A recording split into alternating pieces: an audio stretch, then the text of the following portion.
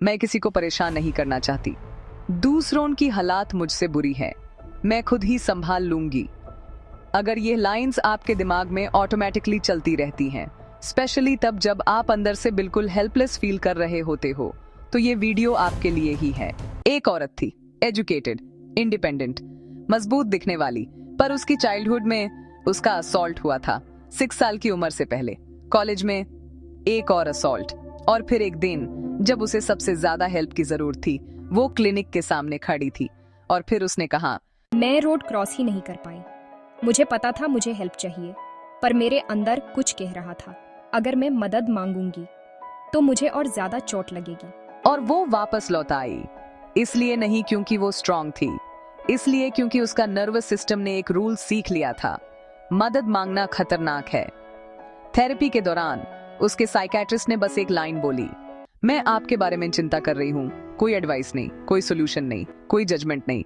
बाद में उसने बताया कि मुझे लगता है मेरी जिंदगी में पहली बार किसी ने मुझे इस नजर से देखा और कहा कि वो मेरी चिंता करते हैं। मैं इस फीलिंग को एक ट्रेजर की तरह पकड़ के रखे हुए हूँ। सोचिए, इतना ट्रॉमा झेलने के बाद भी सिर्फ कंसर्न एक ट्रेजर बन गया। ये स्टोरी उन सब यूथ की है जो कहते हैं, मैं किसी को परेशान नहीं करना चाहती, मेरे प्रॉब्लम्स इतने बड़े नहीं हैं, मुझे खुद हैंडल करना चाहिए। ट्रॉमा हमेशा चिल्लाता नहीं, कभी कभी वो बस ये कहता है, मैं संभाल लूंगा। बहुत से बच्चे बोलते हैं, कंप्लेंट करते हैं, रोते हैं, मुझे अच्छा नहीं लग रहा, ये ठीक नहीं है।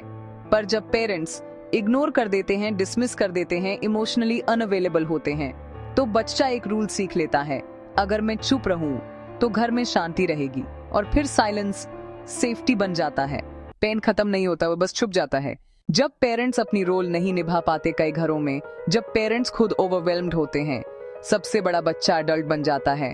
रिस्पॉन्सिबिलिटीज, सिबलिंग्स का ख्याल, इमोशनल बर्डन, खेलने की उम्र में समझदार बनना पड़ता है।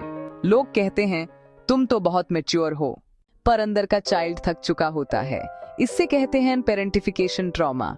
पेरेंट्स सोचते हैं कि हमें तो अपने बच्चे की कभी फिक्र नहीं करनी पड़ी क्योंकि उसने सब कुछ खुद हैंडल किया आज तक, बट उनको ये नहीं पता कि वही उनके बच्चे का ट्रॉमा रिस्पॉन्स है। अब बात करते हैं उन गर्ल्स के बारे में जिनको चाइल्डहुड में फादर लव नहीं मिला होता।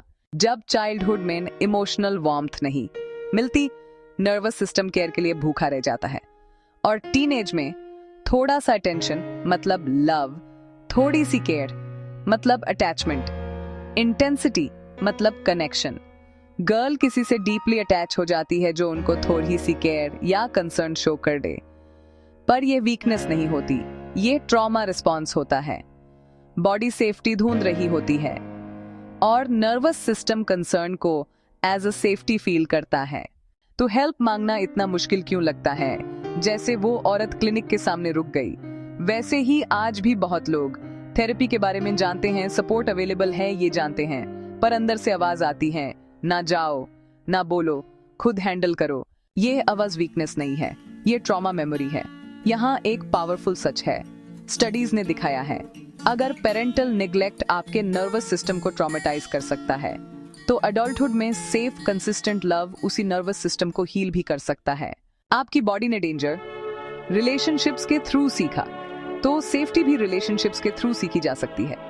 हीलिंग लव कैसा होता है? हीलिंग लव ड्रामेटिक नहीं होता, एडिक्टिव नहीं होता, वो होता है बिना इंटरप्ट किए सुनना, बिना कंडीशंस, केयर करना बिना कंट्रोल, वरी करना बिना प्रूफ के, एक्सेप्ट करना।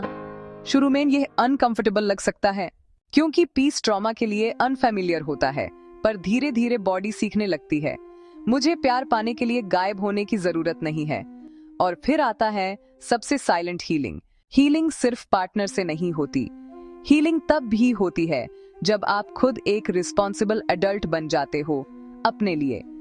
जब आप क्लियर बाउंड्रीज सेट करते हो, बिना गिल्ट नो कहते हो, अपनी एनर्जी प्रोटेक्ट करते हो, अपना ख्याल रखते हो, आप सोचते हो मैं बस प्रैक्टिकल हो रही हूं, पर सच ये है आपका इनर चाइल्ड देख रहा होता है, खामोश सेल्फ लव जो वुंड्स हील करता है। जब आप बिना गिल्ट रेस्ट करते हो, डिसरिस्पेक्ट से वॉक अवे करते हो, अपनी खुशी क्वाइटली चूज करते हो, बिना शो ऑफ वो काम करते हो जो आपको पसंद है, न इंस्टाग्राम के लिए, न वैलिडेशन के लिए, सिर्फ अपने लिए।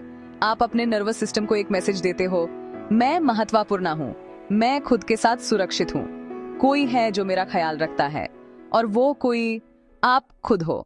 कभी कभी इनर चाइल्ड बातों से नहीं हील होता, वो हील होता है जब आप रूटीन बनाते हो, स्टेबिलिटी क्रिएट करते हो, खुद से नरमी से बात करते हो, जॉय को अलाउ करते हो। हर बार जब आप खुद के लिए खड़े होते हो, एक पुराना वूंड चुपचाप हील हो जाता है।